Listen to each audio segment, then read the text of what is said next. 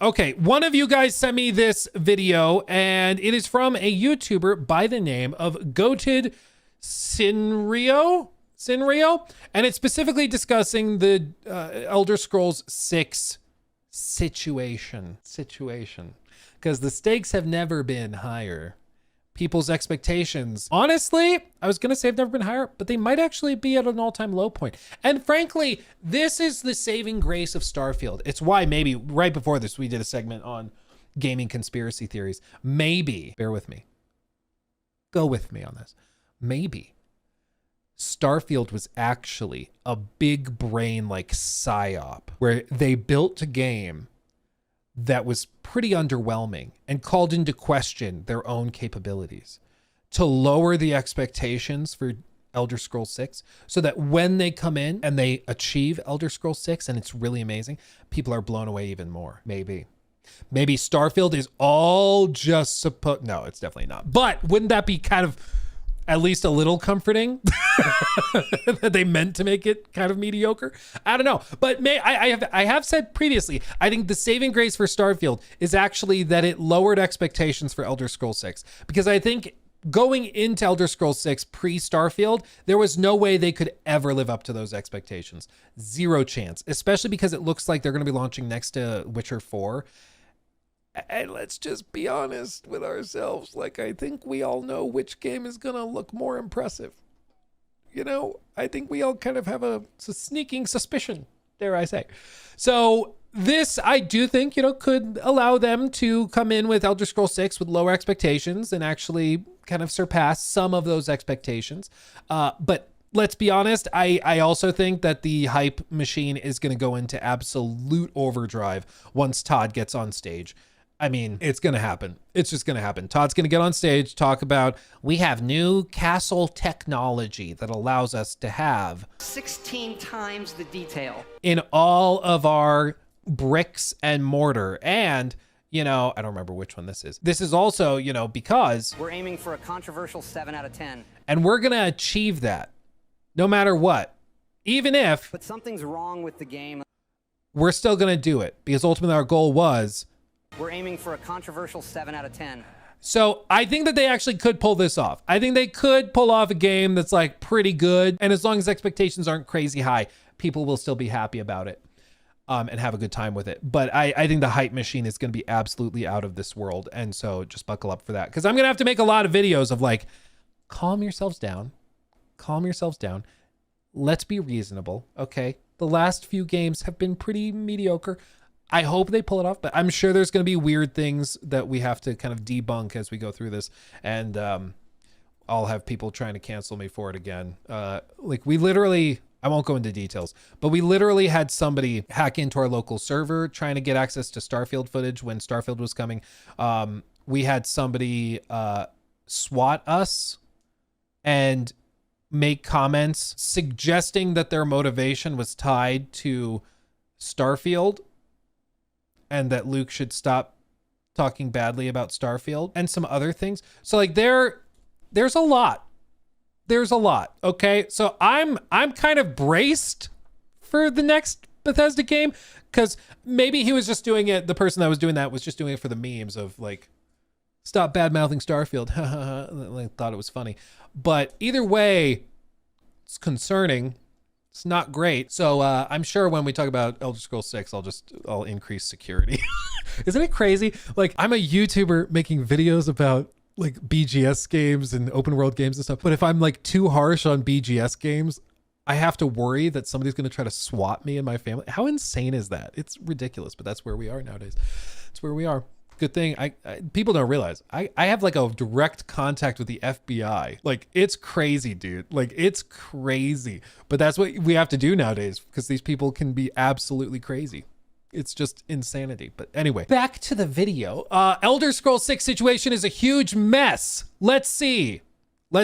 Quote I thought of recently, and it was, if they could, they would. Now, usually this is the kind of line you'd hear tossed around on a lunch break with the ladies gossiping about their husbands that they absolutely hate, but I see it more fitting for Bethesda at this point in time. I did just make that comparison, yes. Bethesda could make The Elder Scrolls 6 a masterpiece if they truly wanted to. They've had the time, over a decade since Skyrim's 2011 release. They've got the money, $7.5 billion from the Microsoft acquisition in 2021, and they have assembled an incredible team of talent from the seasoned designers to actual modders who've kept their games alive. Couple of little things. For one, the 7.5 billion to be acquired, that goes to the owners and the stakeholders.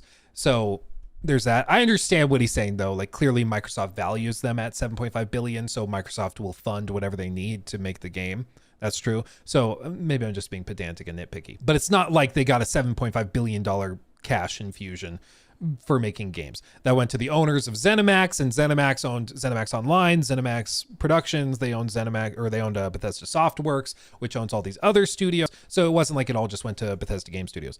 Beyond that, I also think that it's perhaps fallacious to assume that if they wanted to, they could, because it's often more complicated than that, right? Like everybody who's a YouTuber wants to make a viral video that does 5 million views, but it's not like if it was easy, everybody would do it. It's not just a matter of willpower. It's also a matter of capability. It's a matter of resources and sometimes luck as well. Perhaps the better framing for it would be if they wanted to like really listen to actionable fan feedback, if they wanted to really push the boundary, make changes and respond to feedback in that positive way, they could, but they have chosen not to. I do agree with the latter point that they have amazing talent at BGS. They have phenomenal talent with decades of experience. That is without a doubt true.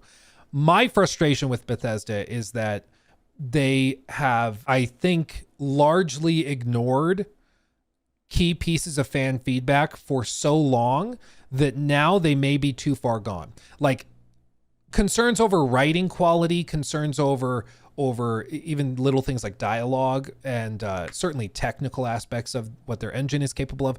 Those have largely been ignored for so long that I think now they're in too deep. I think they've built the entire writing staff around Emil Pagliarulo, and I just don't think he's personally, I'm sure he's a phenomenally nice guy and he's very smart, and I'm sure he's a great guy. Like this is not personal. I'm just going off of the writing stuff that I've seen him produce. I don't think he's capable of creating the stories that people want out of these games. You know, I think his approach to Fallout, he said in the Making of Fallout 3 documentary that his approach is to make something that's pure escapist entertainment, that's something that's just like outrageous and silly and fun. And that works in Fallout 3 in 2008.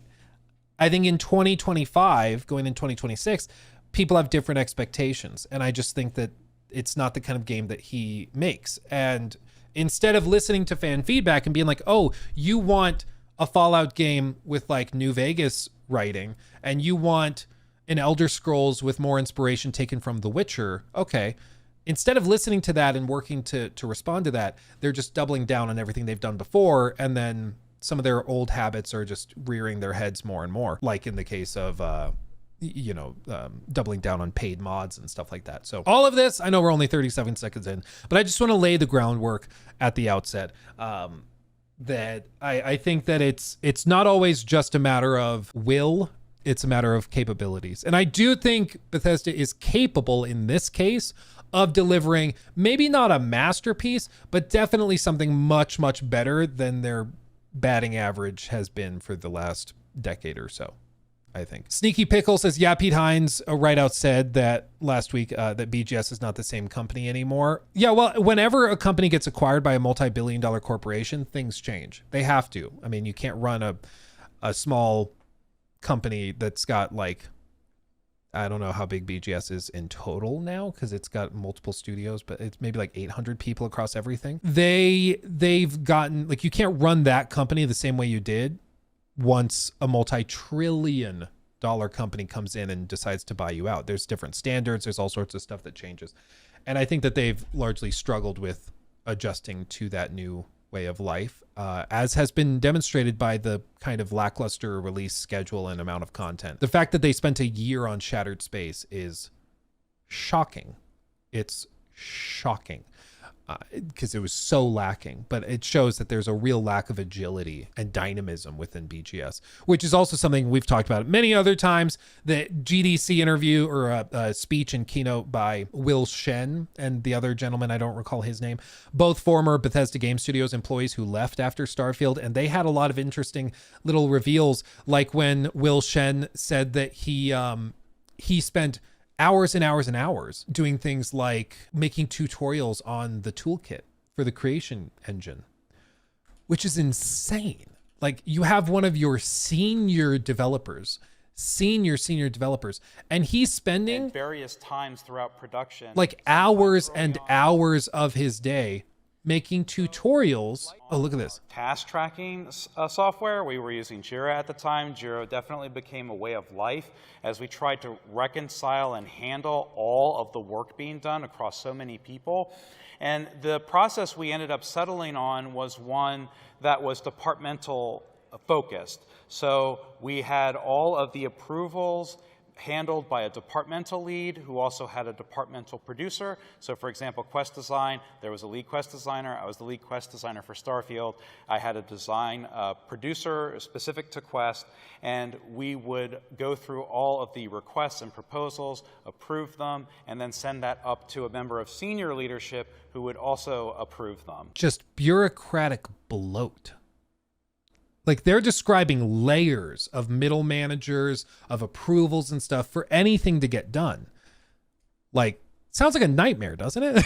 Sounds like an absolute nightmare. And on the flip side, what CDPR talked about in their GDC talk, or maybe it was DICE actually, I think it was DICE. What they described was, instead of having each department seeking approvals through the different layers of managers, you got to get approval from this guy, and then he sends it up to get approval from this guy, and then that trickles down, and then it moves to the next department, each time going through multiple waves of approvals before it gets passed down to the next team, and then it gets more approvals and more approvals. What CDPR did instead was really, really simple. They just said, we're going to have strike teams. So instead of a bunch of different departments, we're going to have one team that has different people from all different departments, and they're each going to kind of represent their departments within that group. So you'll have an artist, you'll have an animator, you'll have a quest designer, you'll have one of the programmers, you'll have all these people in the smaller strike team. And this strike team will make something from the ground up, and then that goes up and gets approved. And so you don't have to go through this whole process of like, from one department, they get approvals at multiple different stages, and then it goes to the next department, they get approvals, and then, oh, something got disapproved. We got to send it back to the beginning. It goes here, it goes back through the same approvals. You don't have to do that anymore. Like, it works way, way, way better. And it's the reason why you got like a Phantom Liberty as the Cyberpunk expansion, and you got Shattered Space as the Starfield expansion. Anyway, 37 seconds in. This isn't going well. Sorry. But here's the thing, they just don't seem to have the heart to do it. Bethesda's model has sadly shifted as the years have rolled by. I like to think that they used to be the gold standard, a studio that put you, the consumer, first. They crafted worlds like Tamriel where you could lose yourself for hundreds of hours, designed experiences to make you fall in love with their lore, and most importantly, they wanted you to come back for more. And I suppose we did. Skyrim sold 30 million copies by 2016, a testament to that era. But when we return to some of their most recent titles, the consumer-first model had morphed into something uglier, something different. A relentless machine designed to fleece the pockets of their most loyal fans and the very people who've defended them through thick and thin. I mean, let's take a... Well, and I'm sure this is where he's going, but I think it's also it's selective listening. It's selective listening with different data sets. So there's an instance. It's something Jeff Bezos has talked about in multiple interviews, but it's also in multiple books that I've read. Like in college, studying business, you have to read a lot of books, especially on the biggest companies in the world, like Amazon.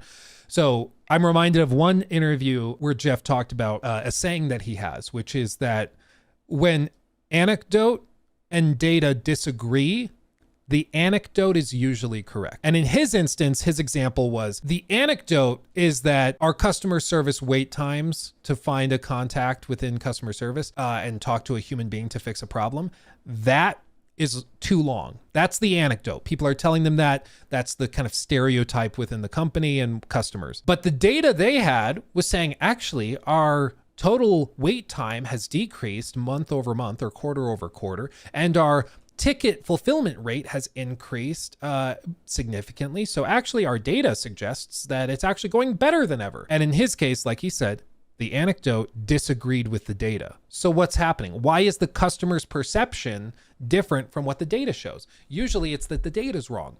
And so what he did in that meeting was he literally pulled out his phone and called the customer support line. As the CEO of Amazon, multi-billionaire, crazy dude, pulls out his cell phone and calls the customer support line on his phone. And they wait for like 10 minutes. And so then he turns to the guy that's in charge of all of the customer service stuff and is like, why is this happening? Why does the data say that this is so much better? It's not that good. It's not working right. What's wrong? And then they could deal with it. And the reason I bring that up in the context of BGS is because I think their data suggests player engagement is higher than ever. People are spending more hours than ever before in their games. People are spending more in the creation club with paid mods than ever before. Like, they're looking at data that suggests everything is amazing. But the anecdote is that the games are more soulless, that they're more bland and boring than ever before. The anecdote disagrees with the data that they portray. And you hear that in the interviews where the interviewer will ask Todd and be like, hey, what is the deal? What do you think of the people that found Starfield underwhelming, that thought that it lost some of the magic secret sauce that made Bethesda games so great, and like exploration feeling boring and bland compared to like Fallout 4? What do you have to say to that? And Todd says, well, we have more players than ever before. And, there's lots of people who really like Starfield and there's some people that like it less. But we had more players day one than ever before, and we had more gameplay hours. Our average play time is higher than ever. And you start to see how this type of thing just swells and swells and swells and swells.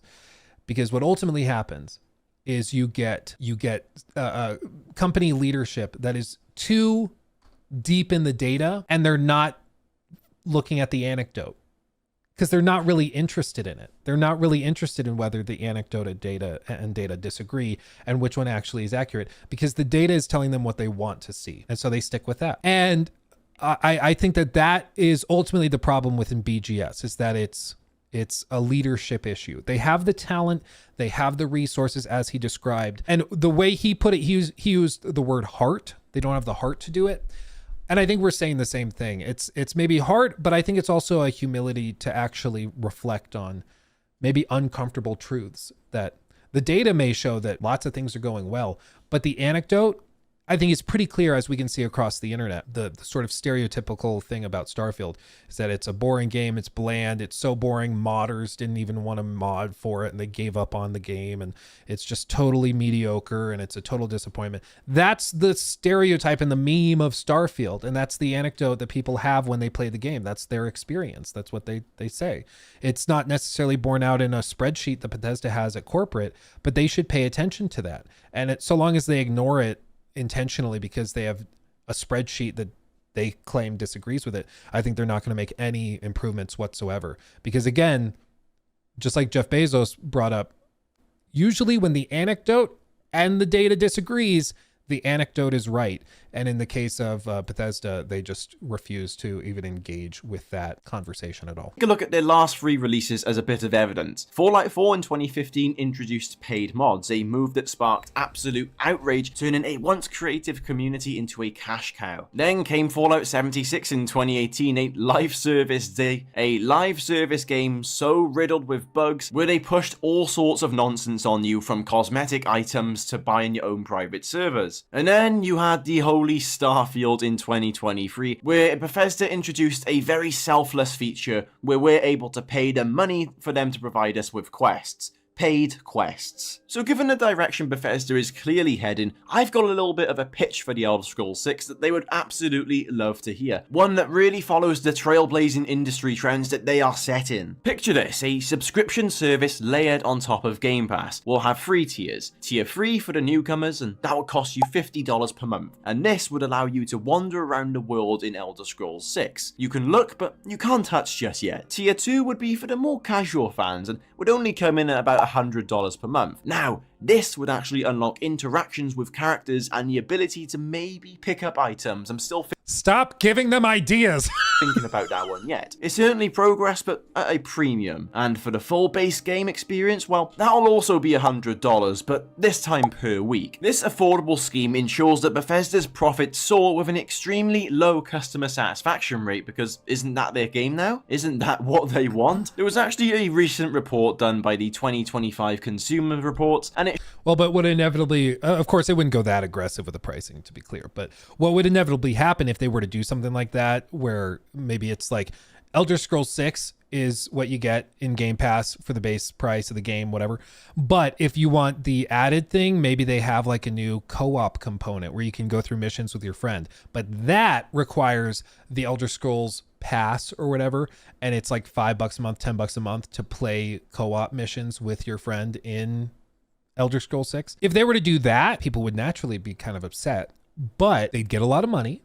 And then when interviewed about it, they would just point to it and be like, well, we've seen higher engagement rates than ever before. We've had 10 million people try co-op in Elder Scrolls 6, and they are loving it. They're eating it up. And we're also seeing more paid mods or Creation Club engagement than ever before. It would just be a pivot. It would just be a shift. And then they, again, anchor to the data that tells them what they want to hear and ignore everything else, which is how you end up with a company that comes off as so out of touch, because they're choosing not to engage with the anecdotal experiences of individuals, and instead they just focus on the ones and zeros on the spreadsheet.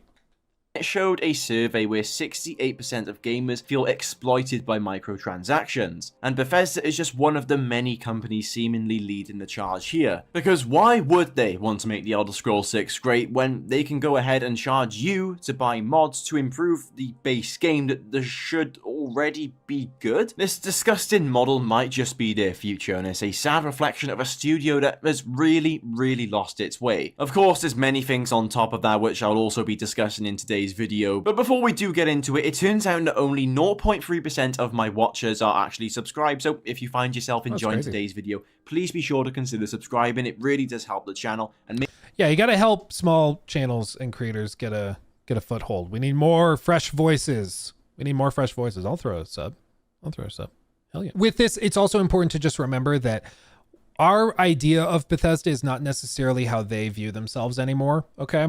We largely view, and I'm saying we as like people in my community, because I've seen this a lot, we view Bethesda as like the Bethesda of 2011 making Skyrim. You know, like that's when we think of BGS, that's who we think of. We think of this company. I don't think that's how Bethesda thinks of themselves. I don't think that's how Todd thinks of Bethesda anymore. I think he views them as a massive multimedia production company that makes mobile games, makes a big old live service Fallout game as well, and also makes single player games.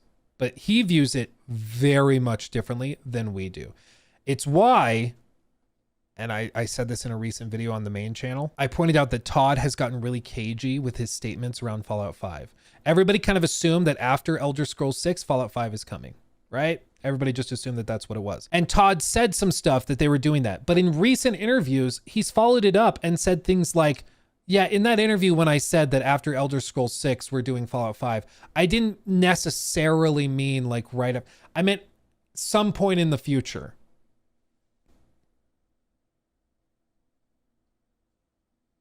If it were right after, I would think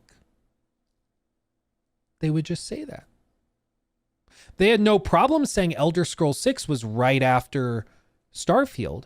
Why do they not want to say that Fallout 5 is right after Elder Scrolls 6? Cersei, I think you may be right. Think of it. Think of it. What has Bethesda tried to do with every one of their major IP?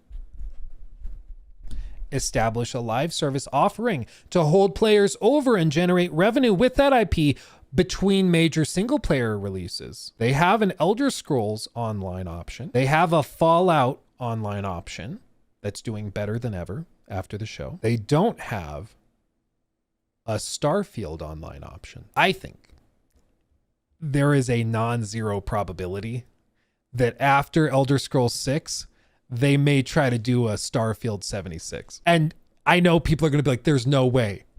I don't want this to happen, okay? Why else would he get real cagey all of a sudden? Walking back Fallout 5 discussions. Why would he still be so insistent that Starfield is part of the 3 core pillars of Bethesda now? He says that Starfield is right up next to Elder Scrolls and Fallout. Again, don't look at it the way you want to look at it. Look at it the way Todd looks at it, the way Emil looks at it. They think Starfield was baller, dude. They think it was awesome. They see no problem with it. Just saying. Just saying. We'll see. We'll see. I don't know. It's called No Man's Sky. Well, that's the thing, is they'd be competing with No Man's Sky, which is why I think it's a terrible idea if they actually do it. And it might change. Who knows? It might shift and change. Maybe the project they're putting between Elder Scrolls 6 and Fallout 5 is something totally different. Maybe they're going to do another mini Elder Scrolls game. Maybe they're going to do their own version of Elder Scrolls, but online, because they're going to like phase out ESO. Maybe they're going to do like Elder Scrolls 76, and it's going to be like I kind of alluded to, it's going to be like a Elder Scrolls 6 with co-op and stuff like that. Maybe that's what they do. I don't know. But we'll see. We'll see. But I do think that there's going to be something between Elder Scrolls 6 and Fallout 5, which I think almost certainly locks in the idea that Fallout 5 doesn't come until after 20 years between Fallout 5 or Fallout 4 and Fallout 5.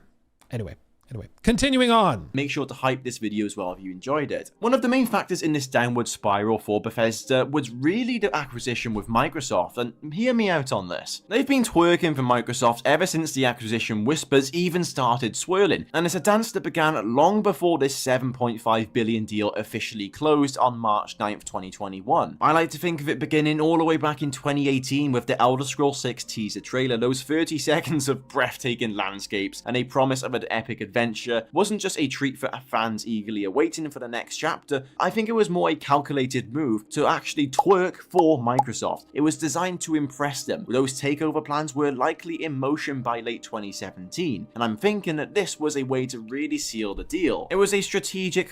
Oh yeah, I made a video back in, I think it was 2019 or 2020, where I predicted that ZeniMax was going to sell to Microsoft. And I remember when the deal was announced, like all of my mentions and comments were filled with, oh my God, Luke got it right. But it did not take a genius. I'm not like a super genius at all. I just noticed the company is run by the same people they've always been run by. That leadership hasn't changed. And yet, all of a sudden, Bethesda's getting real greedy. They're pumping out live service stuff. They're pumping out all of these announcements for everything they have on their docket. It's almost like they want to appear as a very valuable company to a prospective buyer.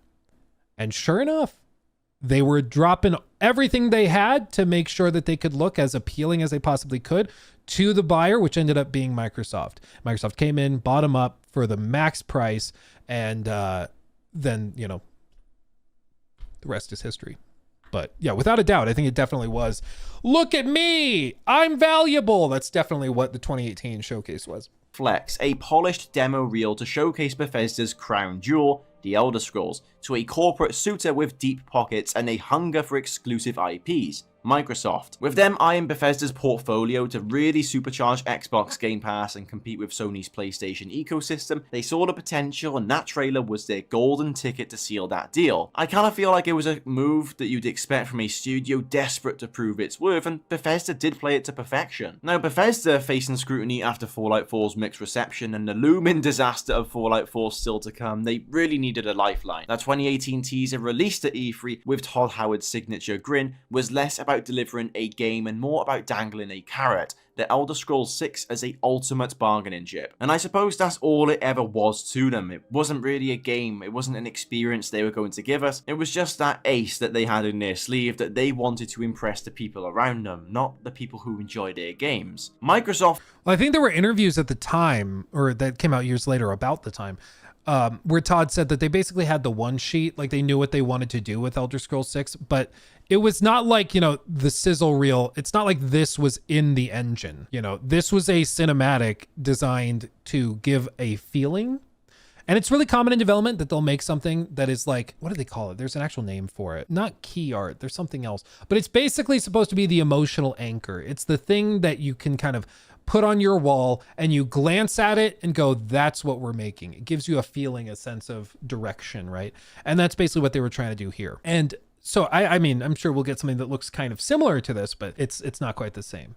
But yeah, I think that this was very, very early on. And it was, again, something that was pretty much directed probably by Robert Altman and the upper management at ZeniMax, because they were like, you need to get ready. Like, because we're going to sell. So we need to show everything we've got to really excite our potential buyer. Because it sounds like Microsoft might even bid for us. So get in there. Through Thank you, Super Steelbones. Chat.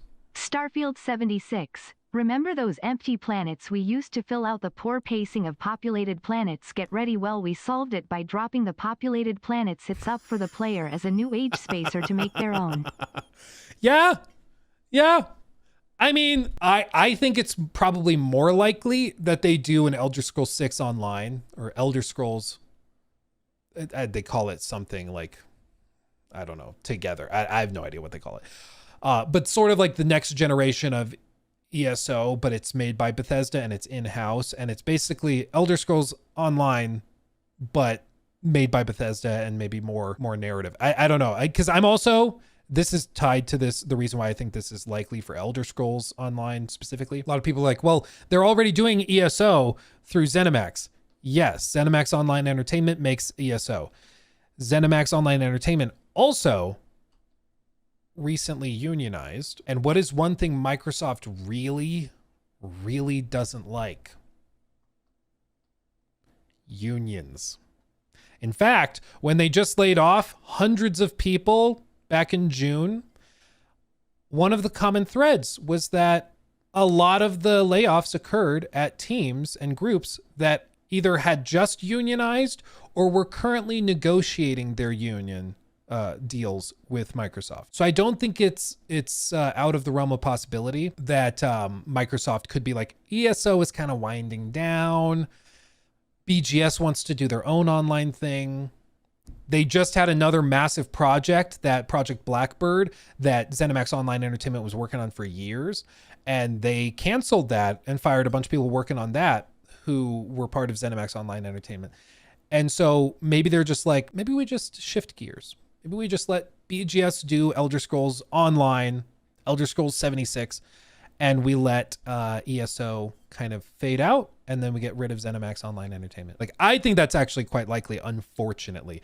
But it's just the reality that Microsoft doesn't tend to keep companies that have very strong, forceful unions around for very long, unless they are very performant and generating a lot of money.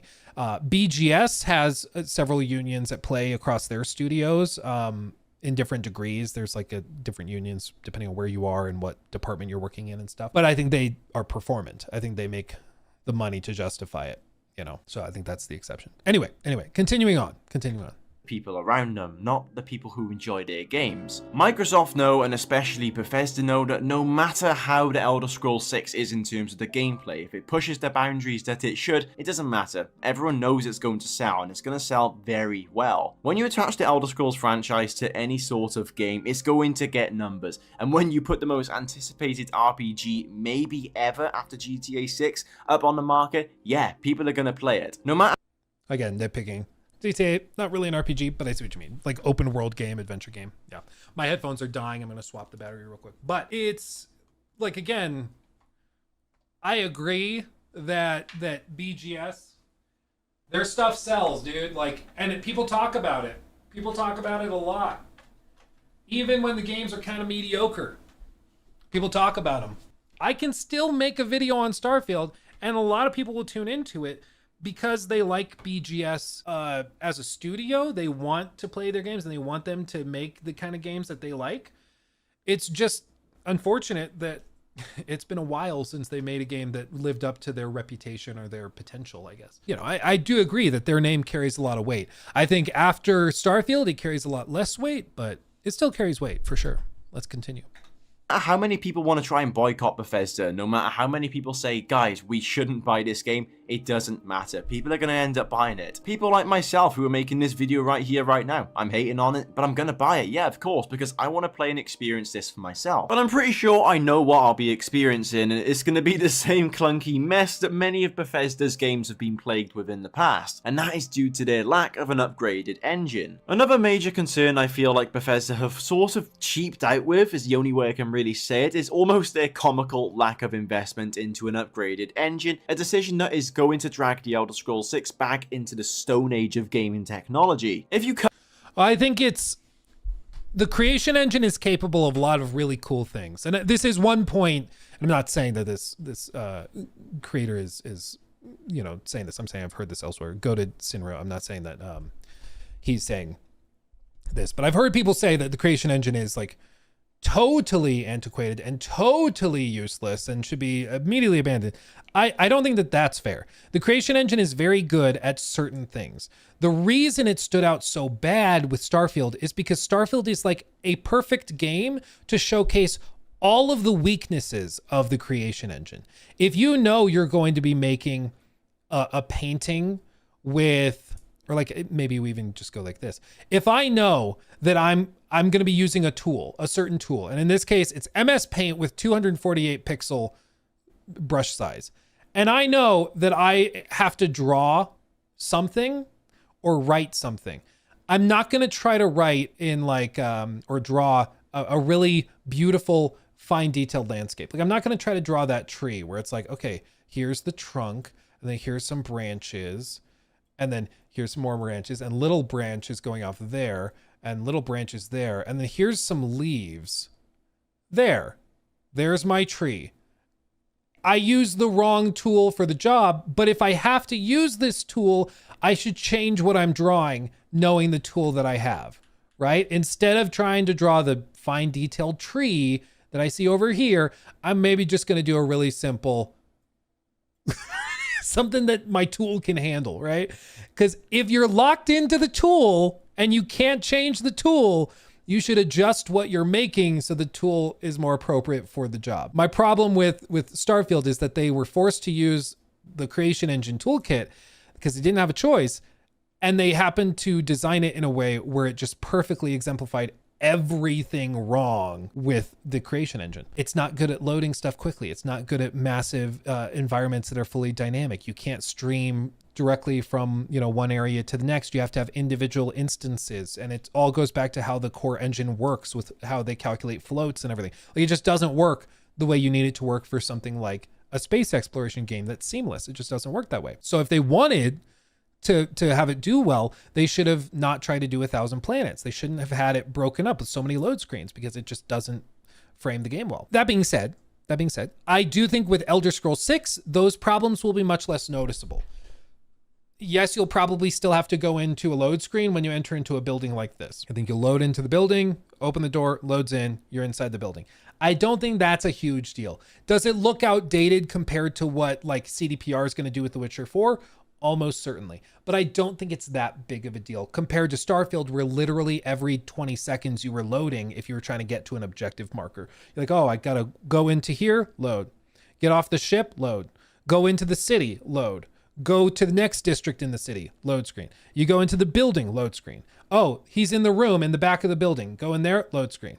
And then I got to get back to my ship. So I have to load every which way, or I have to fast travel back over. I don't think it'll be that big of a deal with an Elder Scrolls 6 if they design it similarly to Starfield. So I think it'll be less jarring. I still think it will be outdated, but it's not going to be as clearly outdated. And honestly, the creation engine does allow them to do some things that other engines are not very good at. The mod support is a big one. That will be a nice addition to the game that will help it in the long run, absolutely.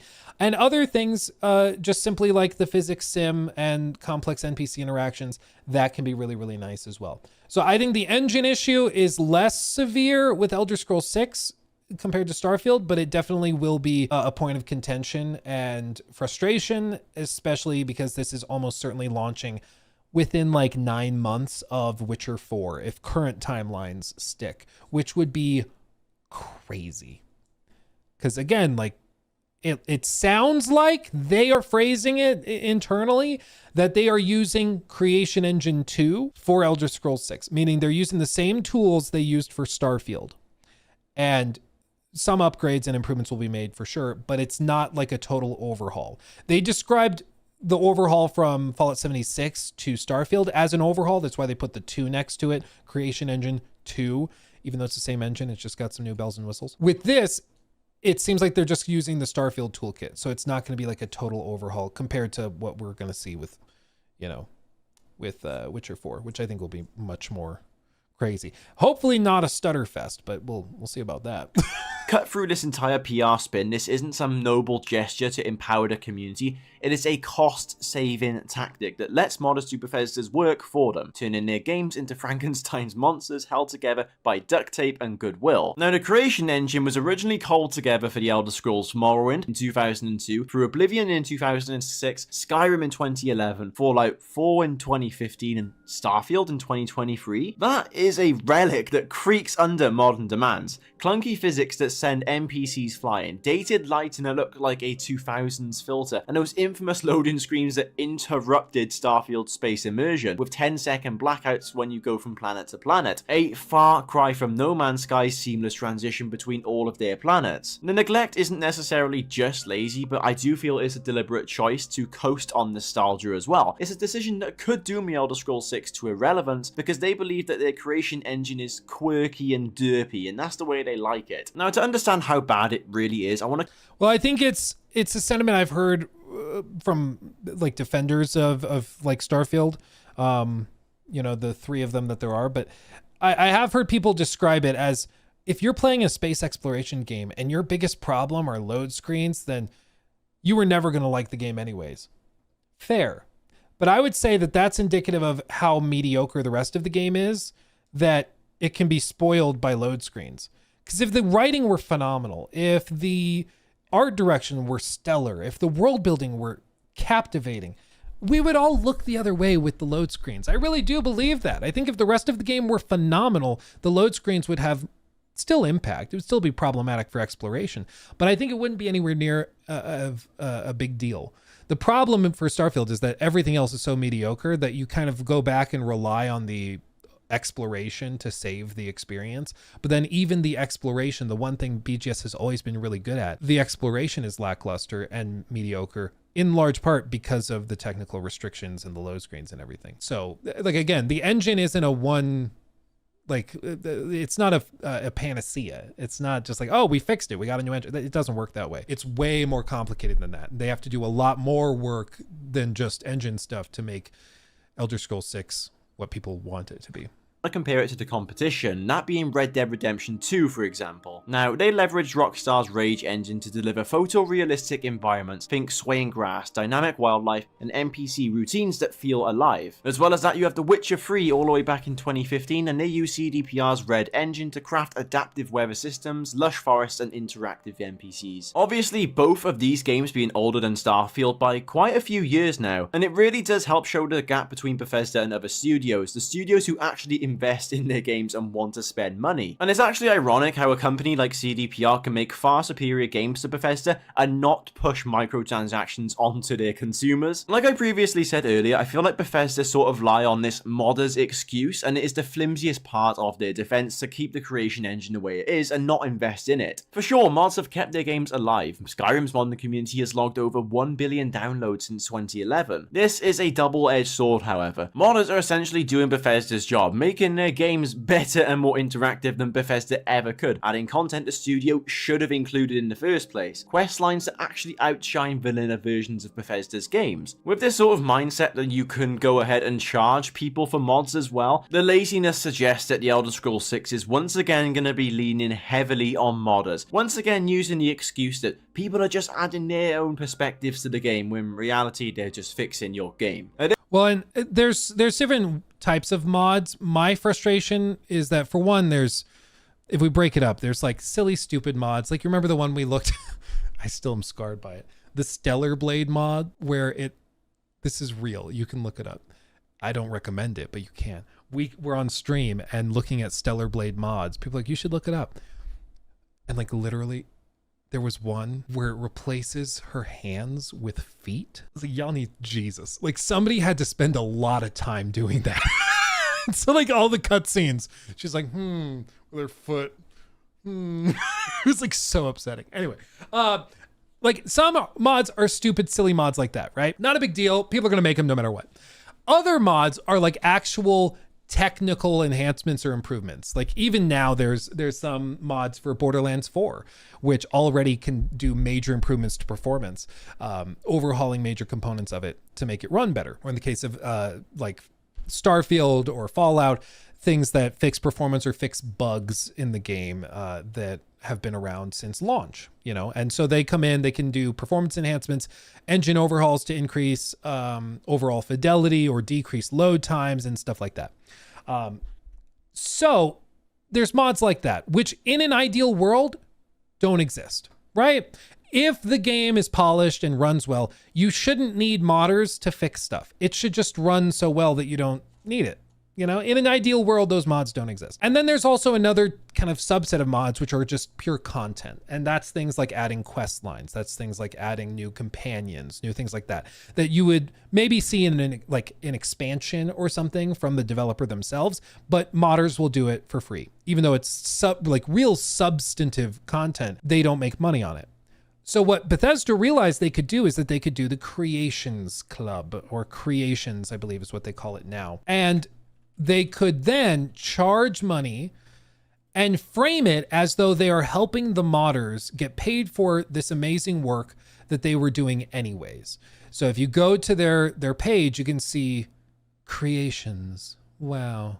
Creations. Popular now. All of these. The Observatory. Add to your bookmarks and buy in game. Okay.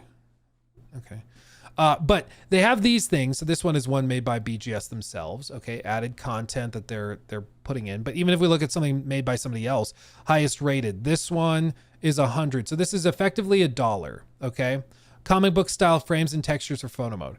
So what they did is they put this in. You can spend $1 on it, and it's a mod. And Bethesda gets to say we are helping modders and the little guy by allowing them to make money for their hard work modding the game. So really, we're doing the modders a favor. We're helping the little guy. But interestingly, they have not broken down publicly, as far as I've ever been able to find, and I talk about this a lot. They've never broken down clearly what the split is. When you spend 100 credits or whatever it is, so effectively $1, how much of that actually goes to the modder? What do you think? Because I did some digging. I talked to some people who went off the record because they're not allowed to talk about this publicly under NDA and stuff. What I was told, and I would love for BGS to come out and correct me if this is wrong. What I was told is that of the $1, of the 100 points, okay, we have 40% of it goes to BGS, 30% of it goes to the platform. So this would be if you bought it through Steam takes 30%. So that goes to the platform. If you bought it through the Xbox store because you're playing on Game Pass, Xbox takes the 30%. Or if you're playing through PlayStation takes 30%. If you're playing like Fallout 76 or Fallout 4. And then that leaves, of course, 30, so it's not proportional, but bear with me. 30% goes to the modder. That's what I was told. So of every $1 you spend, 30 cents goes to the actual modder. Doesn't sound that benevolent, does it? Now they could come out if it's actually like, hey, no. They make 80%. We only take 20%. If that's the case, that would be news to me and news to a lot of the people I've spoken with that work on these things.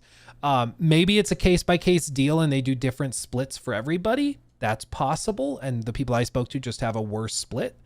We don't know, but we do know that they're not transparent about it. And if they wanted to be transparent about it, they could, and yet they're not. And usually when a company's not transparent about something, it's because they don't want you to know because it makes them look bad. Just saying. So I think, the excuse that we're doing paid mods because we want to help out the little guy doesn't hold a lot of water when you dig into it a little deeper. And what ultimately happens is this is my ultimate problem with paid mods. It literally incentivizes Bethesda to not fix things or provide content. Because if they have really compelling companions, if they have really compelling side quests and stuff to the point where you don't even need to bother with extra outside sources through mods and stuff for secondary questing and things, if the quests in the game are so good, modders won't need to do that. They won't need to make their own secondary things. And there is no reason for those players to go and spend $3, $4, $5 on these paid mods to fix the game. And so Bethesda has a monetary incentive to leave the game a little bit worse than it could have been, to leave holes that can be filled by modders that they can then take a cut of. But they don't have to deal with the negative PR of selling as DLC a fix for those things. And they don't have to spend the money to make the fix. They just get a cut. And again, when we look at the platform holder getting a 30% cut of it, that means that as an organization, Microsoft is taking 70% of all of those microtransactions because they also own Bethesda. So Bethesda's getting 40%, Microsoft's getting 30%. So they're happy if you're buying it through the Xbox store, you know? At this point, I'll be legitimately amazed if The Elder Scrolls 6 manages to claw its way past a 6 out of 10, and that is being very generous given Bethesda's downward spiral as of late. Bethesda's golden era truly does feel like a distant memory. Morrowind, Oblivion, and Skyrim, all games that refine magic with its living ecosystems and modern potential. These games weren't perfect by any stretch of the means, but they meant something. They were engaging, and Bethesda poured care and affection into these projects. Well, and I think he put it really well earlier. GoatedSynro put it really well earlier when he said there was used to be a player-centered, like player-first approach. That was their focus. They wanted a player-focused approach to everything. It was about the games. It was about the content within the game, and it was about the exploration and the fun factor. Now, everything is built around paid mods. Everything is built around this idea of later monetization and cash flows. And you feel it. Like, you feel it as a player when something has been built for the business side of it instead of built for the game itself. You just feel it. And this is why I've said multiple times in this video already, it's important for us to remember that our perception of Bethesda or our idealized version of Bethesda is not necessarily what they are or how they view themselves. Because I really don't think that Todd views the company the same way he did back in 2010.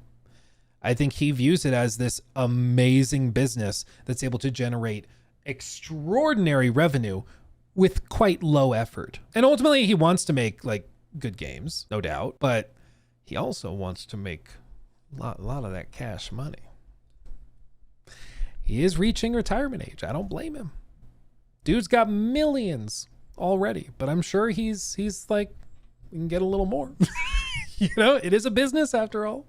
Unlike the corporate slop that we've been seeing as of late, especially with Starfield. I mean, the intended purpose of Starfield was clear. It was to demonstrate Bethesda's evolution, free of the constraints of Fallout or The Elder Scrolls, a brand new IP to show how innovative Bethesda could truly be. And yeah, they definitely showed us, well, something. If that something was a disjointed mess, they showed us that. It lacked the emotional weight of its competitors. Its story was nowhere near as good, even from their previous games, which weren't really that detailed either. And overall, it was just a total mess. That's what we've got to go off as of right now. That is the case study that we should reflect The Elder Scrolls 6 with, and unfortunately, it's not exactly the best of case studies, so you can understand why everyone is panicking so much. It may seem like all doom and gloom, and that's unfortunately because it is. We haven't got too much hope for Bethesda, and as a company, they're not exactly on the up. From a lack of innovation to just pure greed, I feel like Bethesda have lost a lot of fans, and they're only going to lose even more if they continue down this trajectory. But hey, as long as they're making money, who really cares? If The Elder Scrolls 6 does end up being a disappointment, then it doesn't matter all that much. We do have a lot of alternative games which will be coming out that I'm sure will fill that gap in our stomach that we've been craving in terms of RPG games. The ball is truly in their court at the moment, and what they go ahead and do with it will truly shape them for the years to come. Fingers crossed for a good outcome, but I just don't see that happening, unfortunately. But that's going to be all from me today. Hey. It's true, the balls are in their court. Todd, my balls are yours. See what he does with them. We'll see what he does with them. Good video from the one and only GoatedSynro. I recommend that you go give him a sub. The video will be linked, of course, in the description box with the clip of this. But overall, I mean, again, I think we all want what's best for Bethesda and for Elder Scrolls. And ultimately, the reason why we're able to talk about this so long, for years and years and years, is because at the end of the day, we're fans. At the end of the day, we want Elder Scrolls 6 to be great. We want them to learn the lessons that they have ignored for years. And I hope that they can actually react to that and respond to it, and we can make improvements based on it. But as we said at the top of this video, I've seen so many staple and telltale signs of like willing disregard for fan feedback that does not tell them what they want to hear. Like, even when Emil Pagliarulo responded to Shattered Space, the response was so negative to what he said that he literally deleted his X account and left to go to Blue Sky. Like, that's literally how you just stick your head in the dirt and don't make any progress. Like, again, if you go to this post, this Reddit post, Emil Pagliarulo talks about the criticisms of Shattered Space. Your thoughts, you hit open, doesn't exist. You deleted it. If you can't handle the critiques of your fans, what are we doing? Like, how should we have any confidence in you at all? I don't think we should. I think IGN, maybe they typically copy and paste the text. Yeah, I'm very proud of Shattered Space. We all are. Let's see. He confirmed that most of the quests and levels in the expansion were developed by designers who worked on previous Bethesda games and DLC going all the way back to 2002. They're very good at what they do, and it shows. It was universally panned. Like, it was this is not like a hot take, you know? Everybody thought it was garbage. If folks haven't played Shattered Space and they like Starfield, I think they're missing out. If folks played Shattered Space and still don't like it, that makes me sad, honestly. Just know that we've been hearing from a lot of people that love it. This is a prime example of what I was talking about earlier. It's selective listening. They're looking for feedback that they like, and then when they hear feedback they don't, it makes them sad and they ignore it. Like, that makes me sad. Shut up. It's just crazy, dude. But again, it goes back to what we said with the Jeff Bezos quote. If the data and the anecdote disagree, usually the data is wrong. Either the data was incorrectly collected, there's some methodology issue, but something's gone wrong if there's a disagreement between the data and sort of the broader perception and individual perceptions of something. And ultimately, as I've said, perception is the reality you have to deal with. Whether it's true or not, capital T true, that's what you have to deal with. If people perceive the game as bad, or the perception is bad, or the studio is being incompetent, that's what you got to deal with. Sorry, that's what your customers think. But there's just no acknowledgement of that. Instead, it just seems like, oh, it's too hot, get out of the kitchen. That's what they're doing. Oh, the feedback on X was too negative, delete my account and go to Blue Sky. That's why I have such low confidence in Elder Scrolls 6, is because if they can't even handle feedback that's negative to the point where they're leaving entire social media platforms, why should I feel confident that they've listened to the feedback and they're going to make improvements based on it? You know, I just don't see it. He took my thing.